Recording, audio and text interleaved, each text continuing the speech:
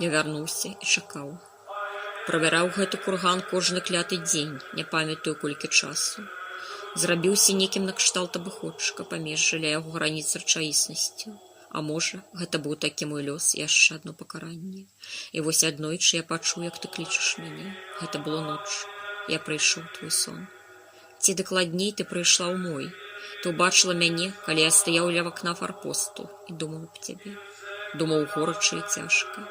Я ніколі не ўяўляў раней, што гэта мукі ад хлані. Якія яны жудасныя, калі ты прагнеш і не можаш атрымаць. Я прайшоў усе колы гэтага сусвету. Брат хадзіў 33 гады, ды хутка ўзышоў на крыж, для кого ўзняўся на нябёсы. Я ж памарудзіў тут крыху болей. Ні ён, ні я не памяталі і не ведалі сябе. Такія былі ўмовы. Мы трапляем у гэты свет і гуляем на роўных па яго правілах. Мэта — успомніць, хто ты ёсць, і дзе твой сапраўдны дом. Яго дом быў на небе, мой жа там, дзе мы ўжо былі з табой, і дзе мы зараз. Цяпер я магу вольна блукаць па тхлане, праходзячы праз яе. Яна бясконцая, цэлы вялікі сусвет. Айцец, ці нехта яшчэ, вы ў літасці вы да мяне, бо я знайшоў цябе, а астатнія мне болей не патрэбны, бо цяпер у мяне ёсць усё. Ён пацалаваў яе самкнутыя вусны, і яна ціхенька адказала яму. «Спаведай мяне», — раптам папрасіла яна. «Ты ж святар, ты можаш». «Я монах», — адказаў ён, «але ж я магу прыняць твою споведь». «Што ты хочаш расказаць мне, сэрца вачэй маіх? Мой сасуд з каштоўным віном, якім прачышчаюцца на нябёсах». Яна апусціла вочы і раптам узняла іх. «Я хачу спаведаць свой грэх пералюбу», — ціха вымовіла яна, «перад табой». Ён уважліва глядзеў на яе.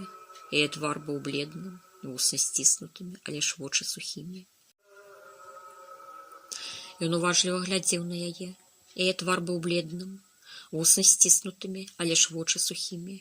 Ды пакута, якая адлюстроўвалася ў іх, была болей за сусвет. Чорныя, бяздонныя ямы выплаканых слёзаў. «Я ведаю», — нарэшце кіўнуў ён. «Я адпускаю табе гэты грэх. Але ж толькі таму, што яго грахом лічыш ты, бо для мяне ніякага граху тут няма». Яна незразумела глянула на яго. «Я была з Маркам», — прашаптала яна, гледзячы яму вочы, «там у кляштары францысканцаў. Не ведаю, як гэта здарылася». Яна захінула твар рукамі і раптам громка заплакала наўзрыд.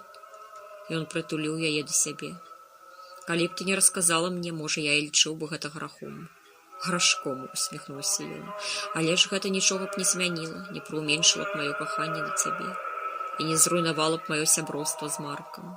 Але ж для цябе было істотна адкрыцца мне, бо няпраўда разбурае нас знутры. Для гэтага мы і спаведуем грахі, каб ачысціць сваю душу перад самімі сабой. Ты ачысціла сваё сумленне, і гэты грэх назаўжды пакінуў цябе, сышоў з тваёй душы, але ж тады ты не магла паступіць па-іншаму. Нешта большае, аб чым ты пакуль не ведаеш, вяло цябе. Дзякуючы табе Марк прайшоў праз браму на той сусвет і вызваліў з яго войска пакутніцкіх душаў, з якімі з'явіўся мне на дапамогу. Ты заграшыла дзеля кахання, дзеля мяне, прыняла на сябе грэх прелюбадзейства, па жаднасці, можна сказаць, што і здрады. Ты пакорліва прыняла ўсе гэтыя грахі, каб выратаваць мяне з небяспекі, нават ведаючы, што гэта можа назаўсёды адвярнуць мяне ад цябе. Але ж тут ты памылялася. Сафія можа гуляць у сусвеце і з сусветам так, як ёй падабаецца. Але ж айцец бачыць толькі яе і яе прыгажосць. Я ўжо дарослы будзе раўнаваць дзіця да яго лялек». Ён усміхнуўся і пацалаваў яе. «Ты захацела Марка і дала яму тое, што яму было патрэбна. Я ганарыўся вамі, калі ўбачыў вас насупраць палаца арцыбіскупа. Гэта было яшчэ тое відовішча», — усміхнуўся ён. «Ты ведаеш, што ты зрабіла? Дзеянне якога ўзроўню гэта было. Нават я не зрабіў бы лепш ці больш. Канешне, Марк не навічок, ён спрактыкаваны ваяр, даўно вандруючы ў святле і цемры, але ж без цябе туды прайсці ён не здолеў. Дзяўчынка моя». Ён мацней прыціснуў яе да сябе, ахінаючы. «Ніколі нават не думай, што я пакіну цябе, ці не буду цябе болей кахаць, каб я гэтага ніколі не чуў». «Калі б я магла, калі б у мяне была плесь, я б атлупцавала сябе», — прашаптала яна, заглядаючы яму ў твар. «Я хачу пакаяцца». «Я табе пакаюсь», — здвінуў ён бровы, «я табе адлупцую. Што ты кажаш? Калі ты